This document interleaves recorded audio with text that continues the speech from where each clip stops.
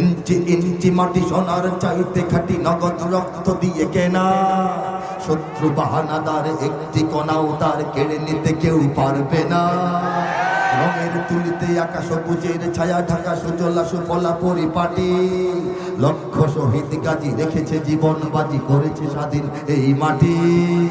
বাংলাদেশ আমার, বাংলাদেশ তোমার, বাংলাদেশ সবার প্রাণ। ধন্য ধন্য আমি সবার চাইতে দামি বাংলা মাটির সন্তান।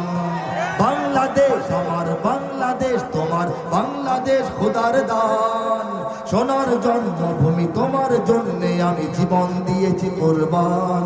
বাংলাদেশ কার দান? জোরে বলেন না কেন, ভয় পান নাকি? হাত দিয়ে ইশারা করে বলেন কার দান? চারিদিকে দুশ্মন, ভেঙো না মন, সাহস জমিয়ে রাখো বুকে। ঈমান জিন্দা করে জিহাদের হুঙ্কারে পরাজিত করো শত্রুকে। চারিদিকে গাদ্দার, ভিনদেশি তাবেদার, সজাগ দৃষ্টি রাখো সবে। সকল মির্জাফর, বিদেশি গোলাম চর, রুখতে তাদের আজ হবে। বাংলাদেশ আমার, বাংলাদেশ তোমার, বাংলাদেশ খোদার দান। সোনার জন্মভূমি তোমার জন্যে আমি জীবন দিয়েছি কোরবান।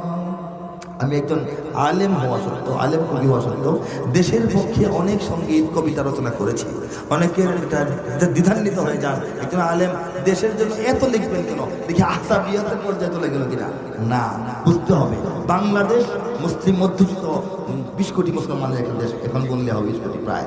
এই যে দেশটা পৃথিবীর অন্যান্য দেশের সঙ্গে এটা সম্পর্ক অন্যরকম, এটা বাস্তবতা অন্যরকম, ভূতাত্ত্বিক রাজনৈতিক প্রেক্ষাপট অন্যরকম।